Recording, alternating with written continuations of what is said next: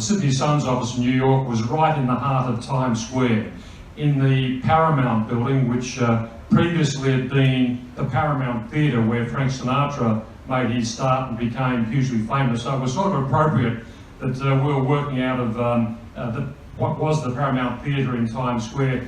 Darren Hinch was editor of the Sydney Sun at the time, and our company had a scheme in those days to send young reporters to New York to give them a bit of experience.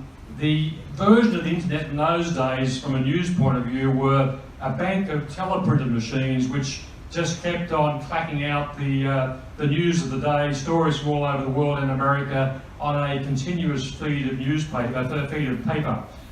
When a major story happened, bells would go off on these machines. Any major story breaking started with 3 words at the top in capital letters: snap, snap, snap.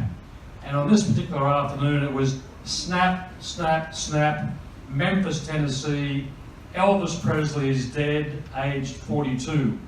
And it really highlights the fact that Elvis was such an icon and a legend already, that his passing required, I think, just 7 words, and everyone knew around the world what had happened, who it was, and the significance of it. Seen outside Graceland, the words are hard to describe it: bizarre, surreal, amazing, incredible, all of those things. When we got there were already fans spilling into Memphis from all over the world. There were people there from the UK.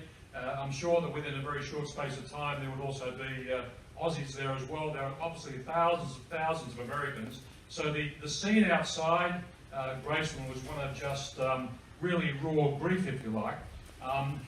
And yeah, there had been some disturbing stories about how Elvis was faring in the months and weeks leading up to it. Stories about Elvis's difficulties on stage, the fact that he'd ballooned in his weight and that had trouble with his words were slurred on some occasions in his concerts. He was so talented and such a big presence that now, as we look now, he's as big now or bigger than he was then.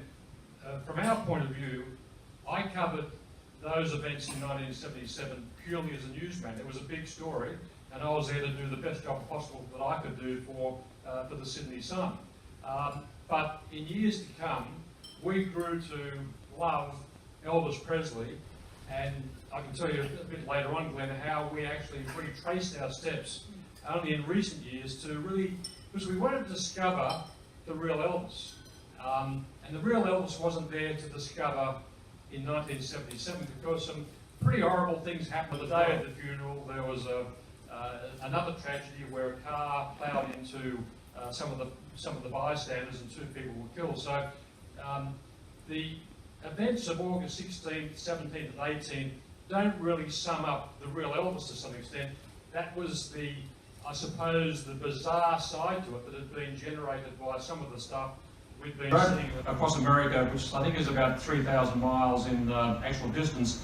It took us 7,000 miles to drive across America. We did the pilgrimage to the Sun recording studio, but the thing which really topped it off was going to Graceland, standing this very spot where we stood on that day in August 1977, but this time actually going into the house. But the thing which struck us was we went to the museum at the back of Graceland with all of Elvis's memorabilia and the things which really flesh out the story of Elvis. And I will never forget this. I'll never forget 2 things. First of all, whilst we're there was a big TV screen playing a DVD of one of Elvis's Las Vegas concerts. And from a Las Vegas concert. Up came American Trilogy. Everyone who was in that museum at that time stopped and stood still and were riveted to the screen. Even in that case, 35 years after his passing, he could still bring the house to attention and to a total stop.